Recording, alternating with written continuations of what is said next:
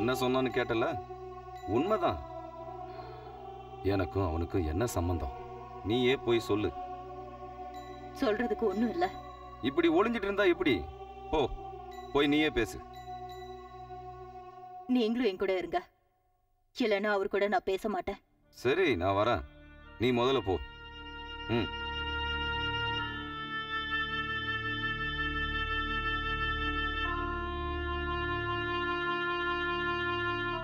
என் மேல கொஞ்சம் கருணை காட்டணும். என் கூட அம்முவை 2 நாளைக்கு கூட்டிட்டு போறேன். ஊர்ல அண்ணனும் பார்க்கணும்னு ஆசைப்படுறாரு. எனக்கும் பார்க்கணும் போல இருக்கு. எனக்கு புருஷனும் அப்பாவும் இருக்காங்க. அவங்களுடைய விருப்பம் தான் என்னோட விருப்பமும். என் பொண்ணை பார்க்கணும்னு ஆசைப்படுறவங்க இங்க வரலாம். உரிமை கொண்டாடிட்டு வர்றதுக்கு உங்களுக்கு எந்த தகுதியும் இல்ல.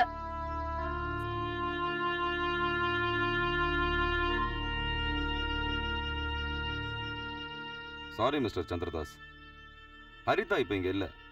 அவளோட தாத்தாவோட அவ கோயிலுக்கு போயிருக்கா. வரத்துக்கு லேட் ஆகும். பொய் சொல்றதா நினைச்சா உள்ள வந்து பாருங்க, நான் எதுவும் தடை சொல்ல மாட்டேன். எனக்கு நம்பிக்கை இருக்கு, நான் வெயிட் பண்றேன். நீங்க வெயிட் பண்றதுல எங்களுக்கு ஒன்றும் பிரச்சனை இல்லை. ஆனா அவ எப்ப வருவான்னு சொல்ல முடியாது. பக்கத்திலேயே அவங்க பெரியம்மா வீடு இருக்கு. அங்க போயிட்டு வரத்துக்கு லேட் ஆகும்னு நினைக்கிறேன். கிளம்பிட்டீங்களா? டீ குடிச்சிட்டு போலாமே. இன்னொரு நாள் வரேன். அப்பா, யானையெல்லாம் காட்டுல இருந்தா கூட்டிட்டு வருவாங்களாப்பா? இல்லப்பா, அத சில பேர் கோயிலுக்கு நேர்ந்து விட்டுருப்பாங்க. நேர்ந்து விடுறதுன்னா? நேர்ந்து விடுறதுன்னா சாமிக்கு காணிக்கையா கொடுக்கறதுன்னு அர்த்தம். அக்கா சொன்னாங்க காட்டுல இருந்தா கூட்டிட்டு வந்திருப்பாங்கன்னு. போய் தானே சொன்னீங்க. அப்புறம் உங்க எல்லாரையும் ஒரு வாரம் வீட்டுல வந்து இருக்க சொல்லி சுஜாதா சொன்னா. நாங்க உடனே ஊருக்கு போலான்னு இருக்கோம் மாமா. எதுக்கு திடீர்னு இப்படி ஒரு முடிவு எடுத்திருக்கீங்க? 1 மாசம் லீவ் இருக்குன்னு நீ சொன்னியே. ஆமா, ஆனா இப்ப போகணும். அதான் எல்லாருக்கும் நல்லது.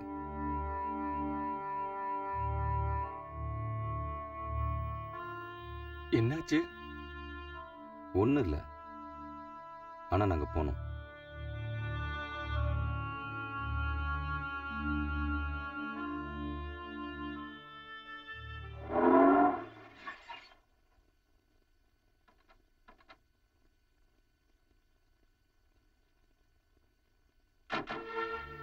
இந்த ராஸ்கலுக்கு என் வீட்டுக்கு வர அளவுக்கு தைரியம் வந்துடுச்சா?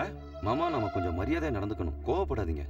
தமிழ்நாடு பூரா தெரியற ஒரு பெரிய மனுஷன் அவரு. அத பத்தி எனக்கு கவலை இல்ல. மாமா, நான் சொல்றது கொஞ்சம் கேளுங்க. நம்ம குடும்பத்துக்குன்னு ஒரு மரியாதை இருக்குல்ல.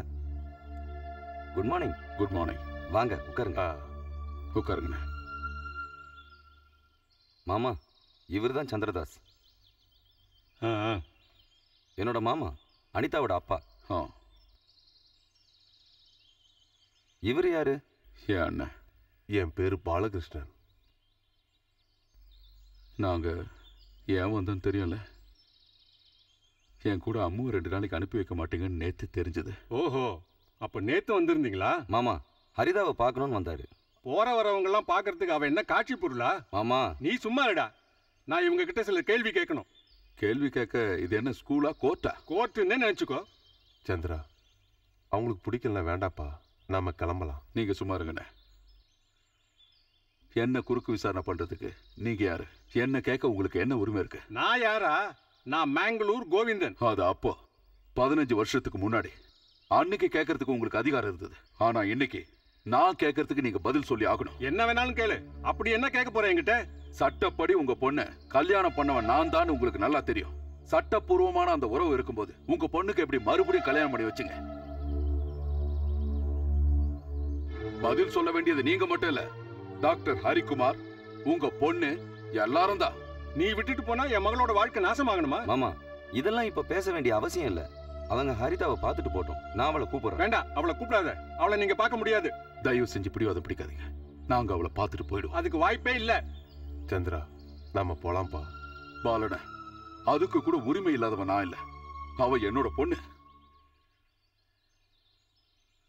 நான் கூப்பிட்டு அவ வராம இருக்க மாட்டா. அம்மு, அம்மு,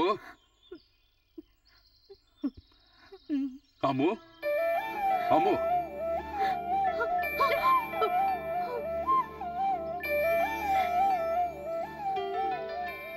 போமா உள்ள. உள்ள போன்னு சொல்றேன்ல. போ.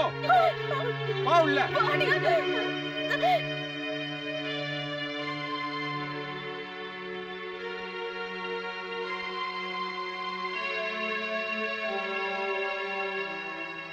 சந்திரதாஸ், தயவு செஞ்சு என்ன மன்னிச்சிருங்க.